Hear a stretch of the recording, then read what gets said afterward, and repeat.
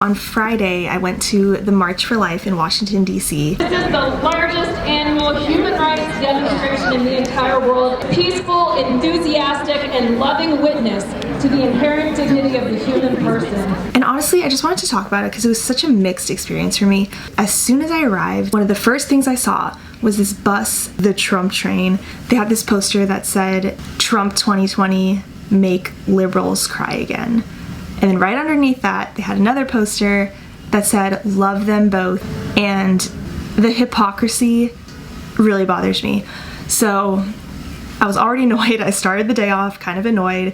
Kind of my fear going into this, because Trump was speaking, that it was just going to be this Trump rally and it was going to be very politicized. So I just arrived. This is honestly, I'm kind of annoyed already. There was just this guy behind me selling "Make America Great Again" hats. I'm questioning, like, is it a Trump rally or is it actually March for Life? I don't align with either political party. I find a lot of politicians to be very hypocritical and inconsistent with their ethics. So I decided to take some peaceful moments before the day began, drank my coffee on the sidewalk before heading into where all the crowds were, to the National Mall. I heard some live music in the distance. There were more people coming in. So I ended up going into the crowd. I was standing in this sea of people, mushed body to body, for several hours, because this is the part where there were all the speakers and then Trump came out. There were metal detectors. I wasn't there early enough to actually get in, which is fine with me because I was not there to hear Trump speak. But I heard him speak from a distance. Everyone was like, "Yay, most pro-life president ever."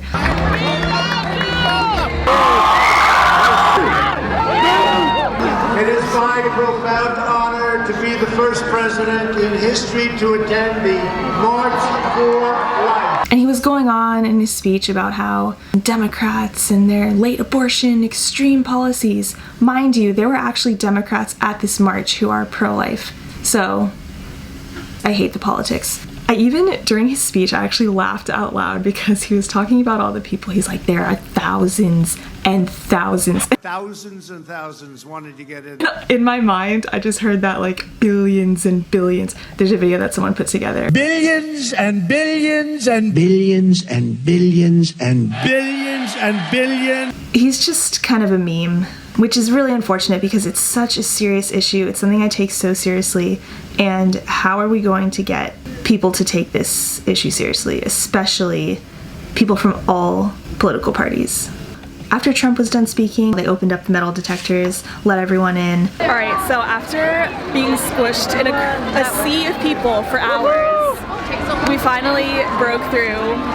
They opened up the gates, so I guess the march is like officially starting now finally. I don't really know how this works. This is the first time I've been here. And I heard from actually a Democrat woman, which is so refreshing. We seek very much to have people on both sides of the political aisle who are pro-life. And our next speaker is one of these courageous pro-life Democrat speakers. And this is so great.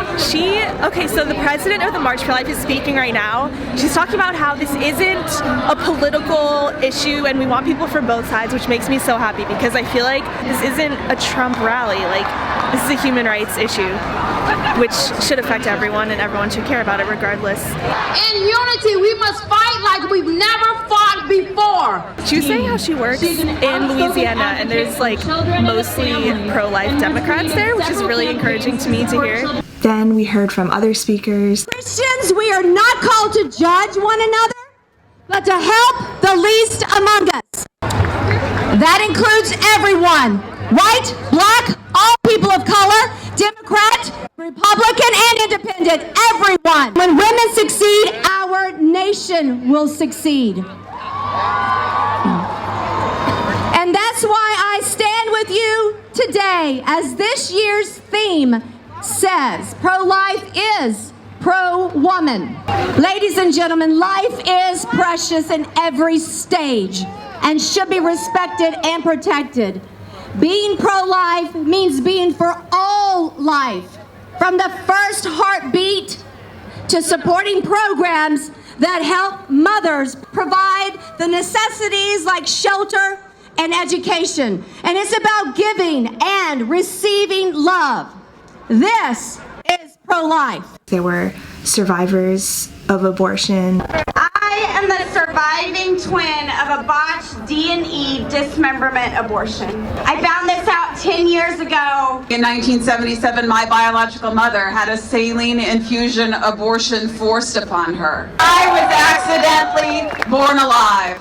I am so blessed to have survived an abortion, to be loved into life by my adoptive parents, to be a wife and a mother to two amazing daughters, and now to be reunited with my birth mother Ruth and many members of her family who know that they are forgiven and that I love them. I am more than a choice. I am more than someone else's reproductive right. I am a human being, and so are the other survivors of abortion. Can you look me in the eye and tell me that my most vulnerable state, I was nothing more than a parasite? A collection of body parts. Subhuman? Worthless? I am the face of choice. And a really amazing part was hearing a pastor give the opening prayer. There were a lot of people on the stage, and he was like, we all come together of different faiths, of different backgrounds, all united in this one cause. And he's like, but now I'm going to pray to God specifically in the name of Jesus. And I thought that was such a powerful that just like gives me goosebumps again just thinking about it, because so many times in these situations when there's like a lot of faith backgrounds, different beliefs, you know, well, I believe in Jesus, but you can pray to, you know, the universe or good vibes and energy, or just, you know, good thoughts, sending your good thoughts. They try to like make it neutral and make everyone feel comfortable, but he did it in such a respectful way that was acknowledging like, yes, we're different faith backgrounds, but I am going to call upon the name of Jesus, and there's such power in that. And he talked about how all of us are sinners and we all need God's mercy. He's like, you know, from the White House to our house, and how ways in which we've sinned against the human person. He talked about racial injustice. He talked about the immigrant, the marginalized, the poor, the neglected, the needy, the unborn. It's just such a beautiful, all-encompassing pro-life ethic that it just made me so happy hearing him speak after Donald Trump, because I'm like, okay, this guy is so genuine. He talked about adoption. He's like, you know, me and my wife had 2 kids, and I was so moved last year at the march. I think they had 2 and they adopted 2 and they're adopting 1 more. I was definitely in tears by the end of his opening prayer. It was so beautiful. The president got up and spoke, and she talked about how she's like, okay, we need to be pro-life in our actions and don't leave trash everywhere, clean up after yourself, things like that. But of course, as soon as the march started, so we all go in, it kind of split up into 2 lanes, right side and a left side. And then underneath there was a street blocked off below us. And I noticed people were throwing signs, making paper airplanes, throwing it into the ground. My camera battery died when I was in the middle of talking, so here we are on my iPhone. So anyway, the march begins. I was feeling kind of annoyed by this trash situation of seeing people throw paper airplanes of their signs to the street below. But seeing a boy jump down and pick up the trash was just so amazing to me. But the annoying thing is, right after he was done cleaning up all the trash, right behind him, right when he turned around, someone threw another paper airplane right behind his back. It's not a joke. It's not something to be lighthearted. Like, I saw a lot of Baby Yoda signs and these memes and people doing these funny little sayings on signs, but to me, the way that it's approached is kind of taking away from the gravity of the situation. It's like, do we really take this issue seriously? Or do we just get our groups together every year, walk down the street in DC with our signs and our cheers and like, yay, we're all together? But, you know, like, what are we doing? So yeah, again, it's such a sensitive, serious, devastating, just really dark issue. And I just like grieve for mothers who make this choice, and many regret it and many don't want to make this choice, but they make the choice because they feel they have no other choice. I was just feeling really sad about the whole situation. I just always think of the mothers and all these children every year who are aborted. And I look over and I see a sign that says, "Let the children come to me." And then I look over again next to me, in front of me, someone was holding up an artwork of Mary with these baby angels all surrounding her.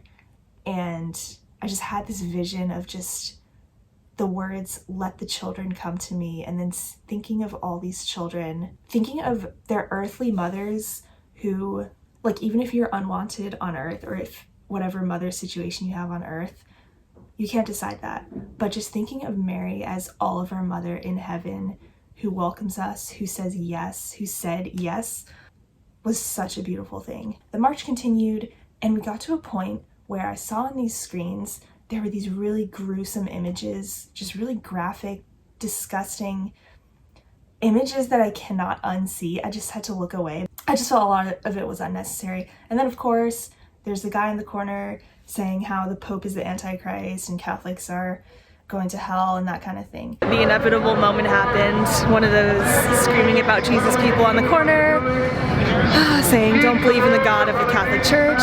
Oh, he has a sign that says, the Pope is the Antichrist. He that believeth on me shall never hunger. People who had signs saying they were conceived in rape.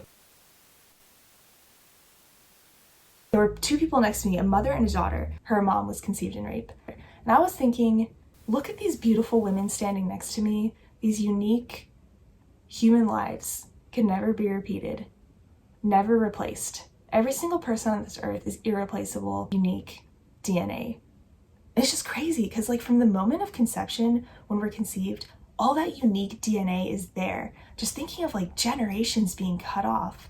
This girl next to me, her mom was conceived in rape. If her mother had decided to get an abortion, like, those generations are cut off, and, like, this little girl next to me would not be here, or her mom. It was really emotional. I was looking around, seeing these women, hearing their stories, seeing just them as a physical example, as a reminder of, like, wow, they are a survivor and they're here, and that's a beautiful thing. Yeah, I'm encouraged to actually start doing more in my community, doing more to help this issue, that I feel like the money that I spent on my bus ticket and Uber rides could have been money that I donated or used elsewhere, or time and energy that I spent standing in these crowds. I mean, I'm glad I went for the experience. I'm glad I went. I've never been before. I think it was just really an important thing to attend, but I just wonder how effective is my presence being here. So yeah, that was my March for Life experience, and thank you for listening. Thank you for watching.